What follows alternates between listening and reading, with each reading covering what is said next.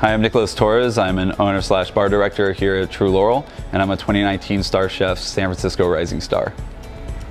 When we're coming up with cocktails, we let the season sort of drive the inspiration. So we go to the market about twice a week. We work closely with our farmers, and we kind of let the produce drive what we're gonna do. Spirits are important, wines are important, but we like to focus on the produce first.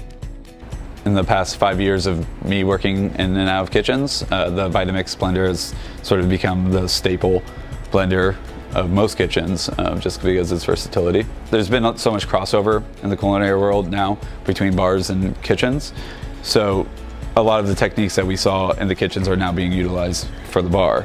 I mean, we have a drink on our menu right now. It's called the Blue Note, and we are processing about 20 pounds of blueberries in an hour.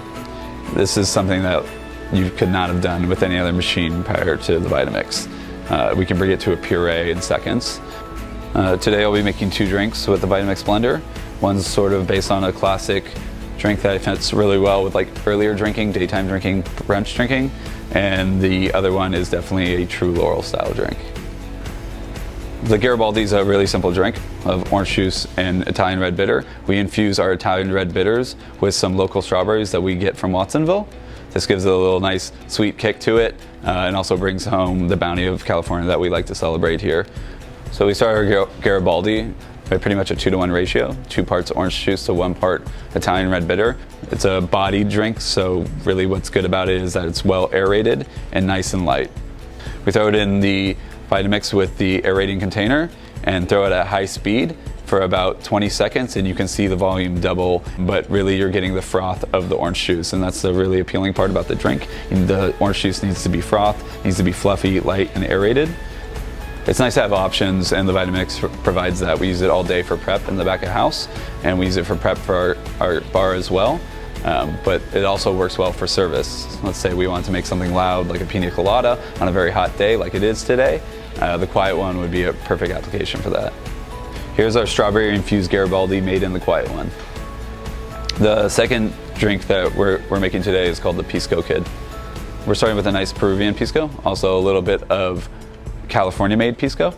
It's a thing. We infuse it with some shiso coming from Ken Fon Farms. And that gives the Pisco, along with its floralness, a nice savory element.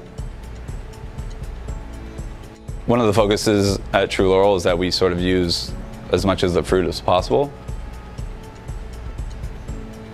We knew we wanted the apricot syrup for the drink, but you're then left with a bunch of candied apricot.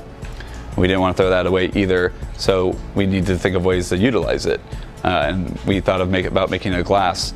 So we take our candied apricots and we throw them in the Vitamix blender. We hit it at a high speed, and at this high speed you start to see it to steam because it's actually creating heat in the blender, which is good because we're looking for a very jammy taste in our apricots, and when you heat up the apricots they caramelize and it really takes out the jammy taste of it.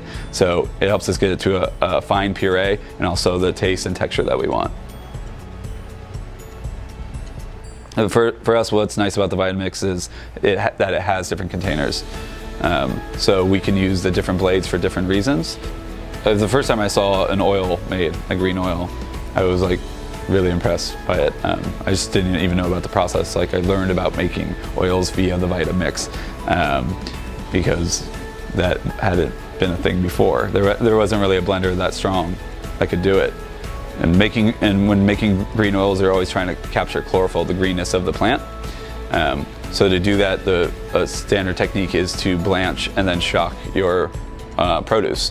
The blanching brings out the chlorophyll, the shocking freezes it and keeps it there. The nice thing about the Vitamix blender is that you can create heat in the blender. So we're actually doing our blanching, our heating within the blender. And then we can strain it over a nice ice bath, and it's sort of saving us a step and saving us time in general. Here's the Pisco Kid, finished with garnishes made in the Vita Prep 3.